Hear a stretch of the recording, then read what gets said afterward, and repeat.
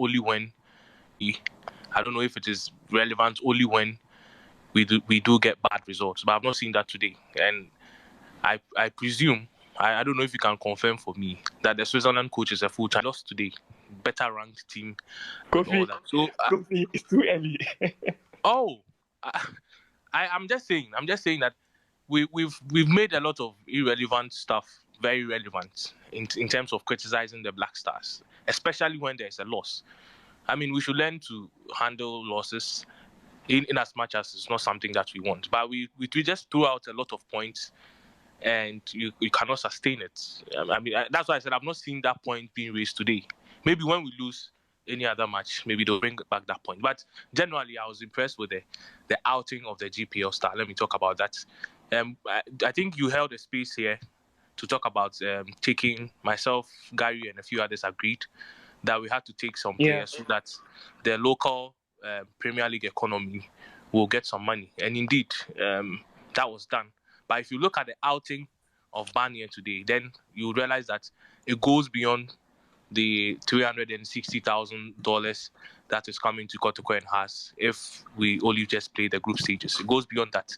In terms of the technical or footballing reasons, we are going to get something else for Barnier. I mean, if he doesn't even start and he comes in, he's shown that he can influence the games, made a lot of good runs, even though he wasn't picked.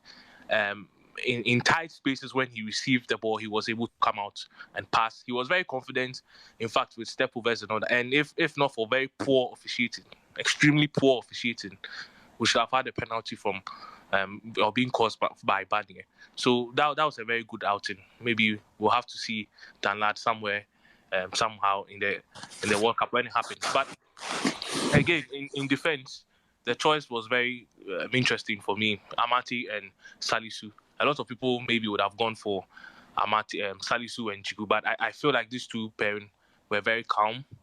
They won a lot of the balls and all that. With the right back situation, if I were a coach, and I think Felix touched on it, I think if we have Dennis Odoi at the right back position and Tariq Lamptey as a winger, I think that will create the needed balance on the right hand side of our game. I believe that we can play both. I don't think that one should be on the bench because Tariq has a lot of attacking qualities, better than maybe the right wingers that we have in the team. He's very fast, can cause a lot of fouls, very important. If we can take advantage of our set pieces and all that. So I would have both on the right hand side. Dennis for the defensive solidity, and then Tariq on the right hand side. In midfield, it's a big dilemma for the coach because the pairing today was fantastic. They were without fault. They kept the ball under pressure. Their passing, I'm very interested in seeing their passing accuracy and percentages after the game because they hardly lost the ball. They hardly passed. Very good combination. And when Tre came on, he also showed again why he has the biggest shout for starting in midfield. We didn't see Partey today. We didn't see Kudus today. So it's a big headache for the coach. Does he drop Owusu or does he drop Salis to contain, say, Tre and Kudus and Partey in midfield? Or does he even change the whole of it and play Partey, Kudus and Tre in midfield? I mean, the combination is very difficult. And this comes to the point that it's a very sad situation now that we have a lot of these talents, we've had them very late. At least if we had this squad for the AFCON throughout the year or even last year, I'm sure the combinations would have been right. I'm sure the team bonding, the movement and all that have been right. And wouldn't have been a headache. But for these guys, this is Salis's first game. And for Owusu, he's had a number of cameos. Came on against Nigeria. That's when a lot of people saw that, okay, this is a quality guy. And this is the first game that he's actually started properly. And he's still shown that quality.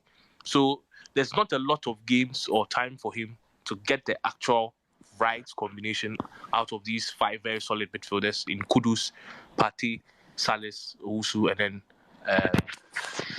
these 4 midfielders if you like. So it's a big headache for him.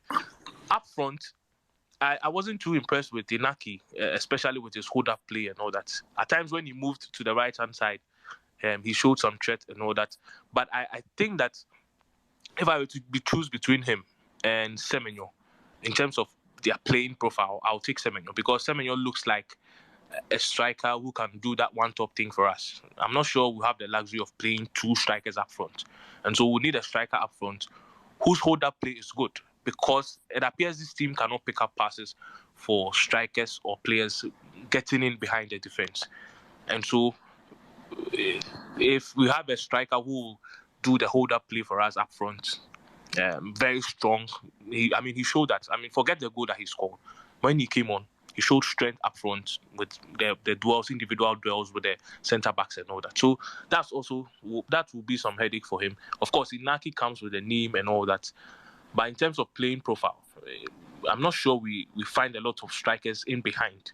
So we'll need somebody who plays with the back to the goal to be able to hold that play and bring in the other players. Now, Jordan is very useful in terms of defending.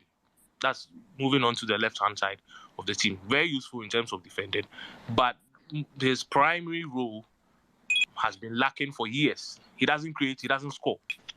So, in terms of what he's supposed to do as an attacker, you might want to say that he offers nothing. Of course, in defense, he can track back, can win the balls and all that. But going forward, he creates nothing. And the difference between him and Kamal was very clear when he came on.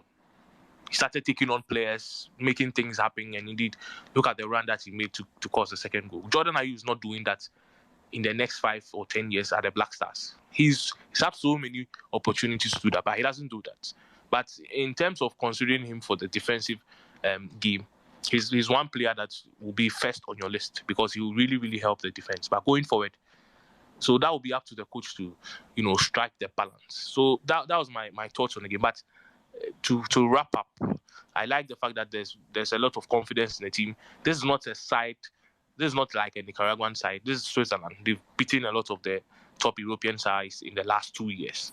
They are better ranked than us, and I am happy that there will be some sort of confidence going into the World Cup. And a lot of the irrelevant noise, like he's a part-time coach and all that, will be dead, so that we can support the team. Because, like I've always said, there's not been any evidence to show that you cannot do this job on a part-time basis and all that. So I think there are a lot of speakers here who would like to share their thoughts. Thank you very much, Kofi. I really appreciate your submission. Guys, once again, 1,400. I'm still grateful.